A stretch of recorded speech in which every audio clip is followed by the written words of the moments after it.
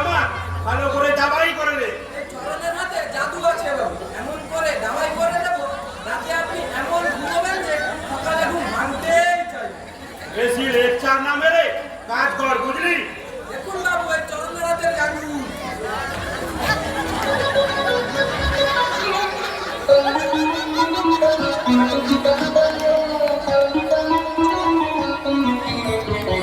হারমোনিয়ামটা বাজা।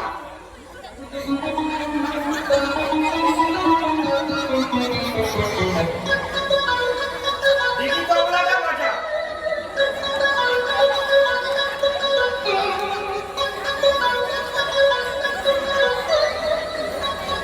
হয়েছে হয়েছে, ঠিক আছে, তুই যা কর।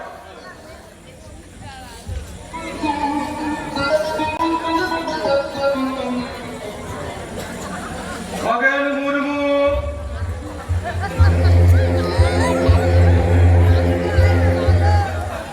এ সপ্তাহে 7 দিনের মধ্যে 2 দিন কাজ করেছিস কেন? আজকে বাবু আগা বমি হয়েছিল বলে তাই আসতে পারি। এই নে,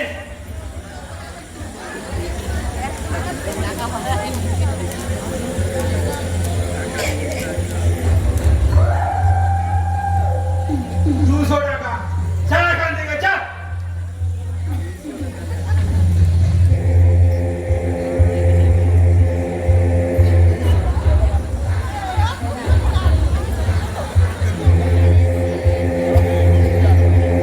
বর্তমানে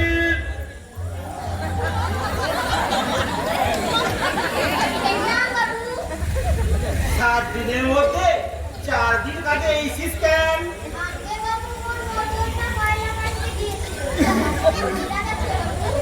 আরে তোর তো এখন কাঁচা যৌবন, কিচ্ছু চিন্তা করিস না।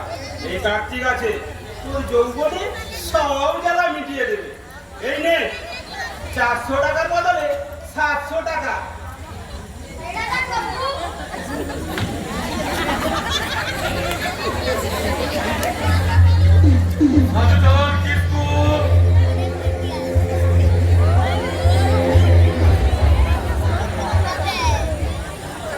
এই নে 500 টাকা। আমি তো 7 দিন কাজ করেছি, তাহলে এত টাকা কেন? নতুন এলে আমাদের বক্সিস দিতে হয়, বুঝলি? এবার হকের টাকা আছে, তুমি ছাড়তে পারবে নাই। রক্তটা তোর গরম আছে, বেশি বাড়াবাড়ি করলে দেখে নিবে, মালিককে জানাবো। যা যা এখান থেকে যা। এই বাংলা দিচ্ছিস শালা, এটা কার্তিক রাখা আছে। ওই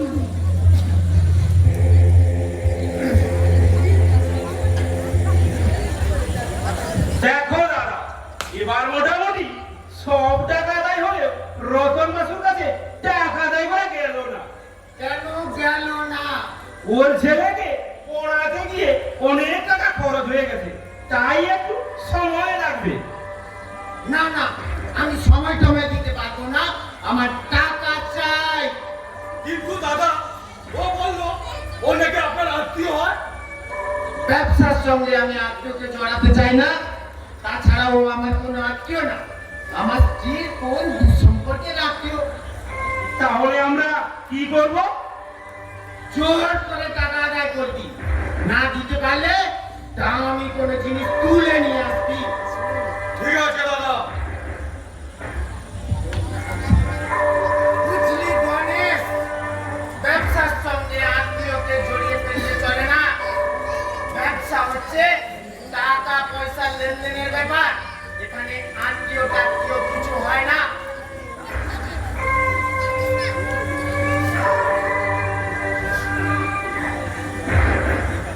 বাবু, লরিতে সব মাল বোঝাই হয়ে গেছে। তা দাঁড়িয়ে রইলি কেন? মালগুলো তুই ঠিকঠাক গোডাউনে পৌঁছে রে। বলছিলাম কি বাবু, আমি তো 7 দিনের জন্য যাচ্ছি, যদি গাড়ি তেল ফুরিয়ে যায় তাই যদি কিছু টাকা দেন। ঠিক আছে ঠিক আছে কার্তিক, হ্যাঁ দাদা, ওকে 1000 খানেক টাকা দিয়ে দে। ঠিক আছে দাদা, আয় আয় আমার সঙ্গে, টাকা দিচ্ছি। গণেশ চল, তোর অনেক কাজ বাকি আছে, চল। হ্যাঁ চল